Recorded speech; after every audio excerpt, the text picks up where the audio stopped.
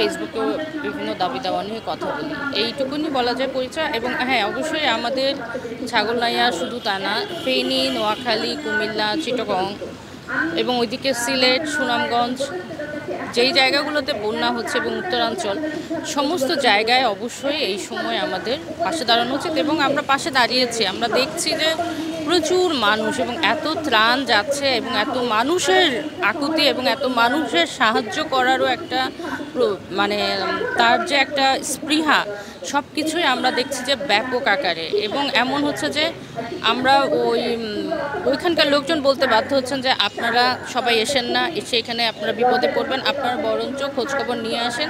তো এই সময় আমি মনে করি যে আমরা যারা ত্রাণ কার্যে সরাসরি যুক্ত থাকতে চাই বা যুক্ত আছি, তারা অন্তত যেন মিনিমাম ইনফরমেশনটুকু এবং ওইখানকার লোকাল কমিউনিটি যারা আছেন, লোকাল লোকজন যারা কাজ করছেন, ভলান্টিয়ার এবং আমাদের সেনাবাহিনী থেকে শুরু করে আমাদের আইনশৃঙ্খলা রক্ষাকারী বাহিনীর লোকজন কাজ করছেন, প্রত্যেকের সাথে খবর নিয়ে তারপরে যেন তারা তাদের একটা সমন্বয় করে তারা যেন সেখানে যান এবং সেই ত্রাণ প্রক্রিয়ার কাজটি করেন। এবং আরেকটা জিনিস আমি দেখছি যে ওখানকার মানুষ যেটা বলছে, তাদের কথা হচ্ছে যে আমরা খাবার অনেক বেশি চাই না, আমাদের ত্রাণ দরকার নেই, আমাদেরকে উদ্ধার করেন। তার মানে এই মুহূর্তে আসলে তাদেরকে একটা সেফ জায়গায় নেওয়াটা অনেক বেশি জরুরি।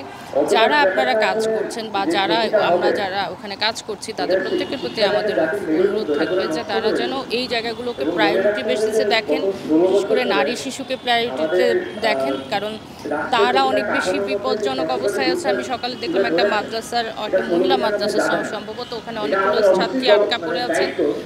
ওরা যেহেতু বেরোতে পারছে না, ওদেরকে উদ্ধার করাটা অনেক কঠিন হয়ে যাচ্ছে।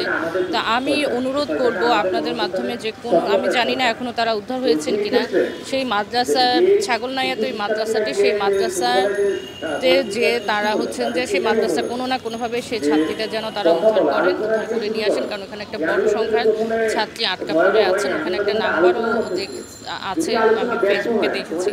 তো এইটাই আমি আসলে এইটুকুনি বলতে চাই, আমরা সবাই আন্তরিক আছি এবং আমরা দেখছি যে কোনো আমরা একটার পর একটা, মানে গত 2 মাসে আমরা একটার পর একটা ডিজাস্টার মনে হয় মোকাবেলা করছি, এরকম ব্যাপার যে এখন আবার একটা বড় রকমের একটা দুর্যোগের মধ্যে আমরা পড়ে গেলাম। কিন্তু আমরা দেখছি যে যত বড়ই বিপদ আসুক, দুর্যোগ হোক, সবাই কিন্তু আরও ঘন হয়ে আসে, সবাই সবার প্রতি খুবই আন্তরিকভাবে কাজ করে। এবং এখানে এই সময় তখন তাদের মধ্যে কোনো বন্ধু শত্রু এই ব্যাপারগুলো কাজ করে না, সবাই মিলে ঝাঁপিয়ে পড়ছেন, সবাই মিলে কাজ করছেন এবং সবাই মিলে কাজ করার জন্য রাস্তাটা খুঁজছেন। তো এটা খুবই আমাদের জন্য ইতিবাচক দিক এবং খুবই এটা কি বলবো, আমাদের উৎসাহ ব্যঞ্জক। এবং আমরা কখনো আশা হারাই না, আমরা মনে করি যে কোনো কিছুতে আশা হারানোর কোনো জায়গা নেই। আর বাংলাদেশের সব মানুষ যেখানে একত্রিত, সেখানে আশা হারানোর কোনো সুযোগই নাই। ধন্যবাদ।